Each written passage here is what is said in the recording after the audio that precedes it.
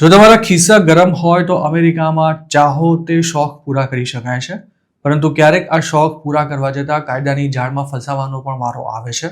અને આવું જ કંઈક એક ભારતીય મૂળના સીઈઓ સાથે થયું છે. અનુરાગ વાજપેયી નામના આ સીઈઓ પર કૂટણખાનામાં જઈ પૈસા આપી શરીર સુખ માણવાનો આરોપ છે.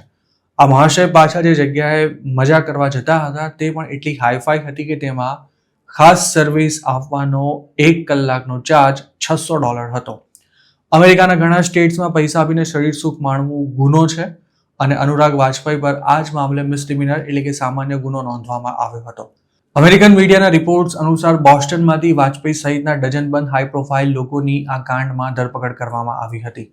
આમ તો આ બધું 2025ની શરૂઆતમાં જ થયું હતું, પરંતુ પોલીસે કોઈના પણ નામ જાહેર નહોતા કર્યા. જોકે ગયા મહિને આ મામલો કોર્ટમાં ગયા બાદ તમામના નામ સામે આવ્યા હતા. આ કેસના તમામ આરોપીઓએ પોતાના પર લાગેલા ચાર્જીસને ફગાવી દઈ પોતે કોઈ ગુનો ન કર્યો હોવાનો દાવો કર્યો છે. જ્યારે પોલીસ તપાસમાં એવું બહાર આવ્યું છે કે તેઓ જે કૂટણખાનામાં જતા હતા ત્યાં એશિયન યુવતીઓ દેહ વેપાર કરતી હતી. અનુરાગ વાજપેયી અમેરિકામાં ગ્રેડિયન્ટ નામની એક કંપનીમાં સીઈઓ છે.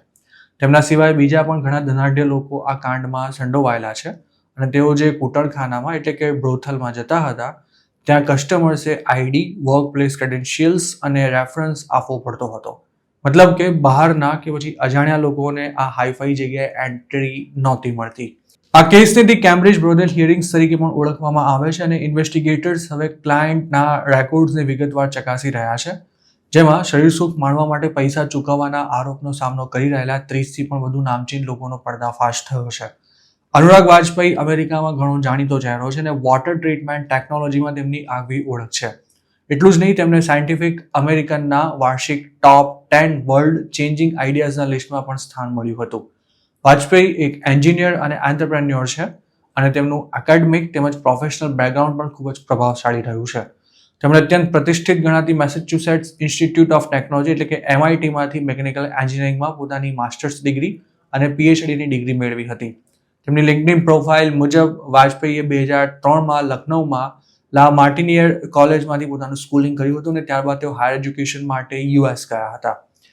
અમેરિકામાં અભ્યાસ પૂરો કર્યા બાદ તેમણે 2013માં ગ્રેડિયન્ટની શરૂઆત કરી હતી અને ત્યારથી તેમની કંપની અમેરિકામાં ક્લીન ટેક કંપનીઓમાં સૌથી આગળ પડતું સ્થાન ધરાવે છે.